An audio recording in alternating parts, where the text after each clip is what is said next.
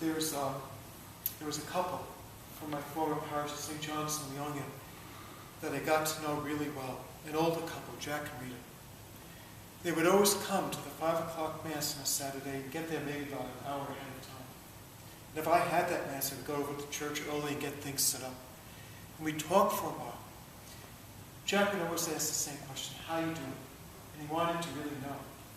And Rita would give me a big hug and kiss. It was like I was a long-lost grandson. At the end of Mass, when I went to the front of the church to say goodbye to the people, they would always walk out. Rita would usually slip me $1 or $2, which came in handy every once in a while. And Jack would shake my hand. Every once in a while I noticed that when Rita left church, she seemed angry or upset or just lost. And I discovered later that she was developing Alzheimer's. Jack tried to take care of her at home, but she would run out of the apartment and he'd have to go through the town trying to find her. Finally, he got somebody to bring her to a county hospital that took care of Alzheimer's patients. I went to visit Rita, and I didn't recognize her. She seemed to have shrunk, and she was in this bed and kind of curled up. When Jack was there, he said, Rita, do you recognize Father Rob? And she spoke like a little child. Jack told me what his days were like.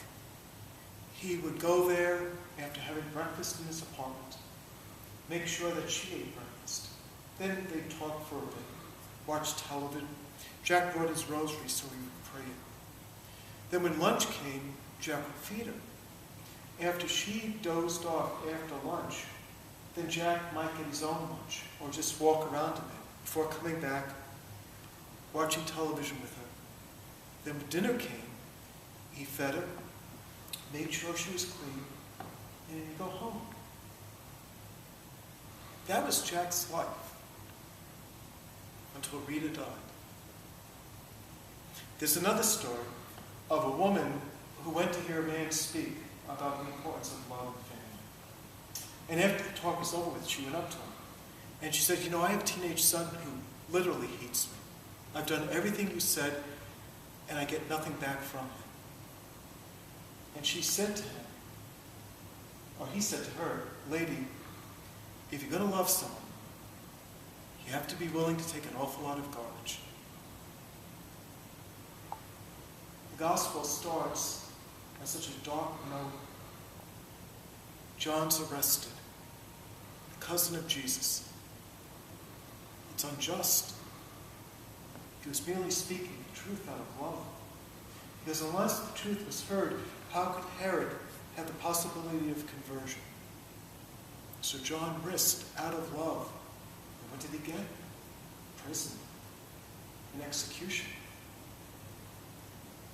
Jesus, as a relative, could have easily been consumed with either fear, hatred, or revenge.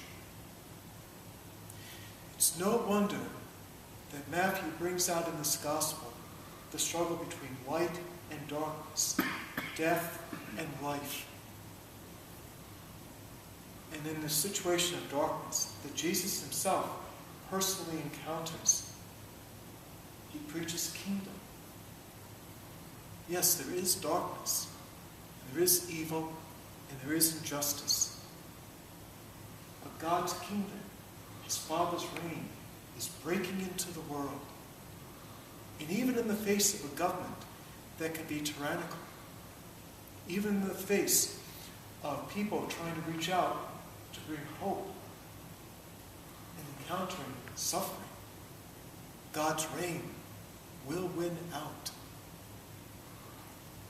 So Jesus gives light. Jesus gives hope by offering forgiveness and healing. Most importantly, offering himself. Tom's sermon yesterday was absolutely magnificent. He spoke about that struggle of light and darkness and what happens when you make a journey. What happens to your life? How is it changed? And as Carmelites, we're called to be a people so in love with the Word, the living Word of God, that is always speaking to us, that no matter what we see happening in our world, no matter what darkness is out there, or what darkness and shadow might be in here, the kingdom is still coming. The kingdom is still breaking into our lives, seeking to liberate us, and hopefully, through us, to liberate the part of the world that we live in. And we're called to love. And if you're going to love like Christ, you're going to encounter pain and suffering. If you choose to live the light, you're going to cry. And life might be difficult. But we celebrate never alone. And we go out there never alone. But with a God who is called Emmanuel, who is always with us, to free us from our darkness, from our fear, our sin, to be a people of light, people set free to truly love, no matter what the cost.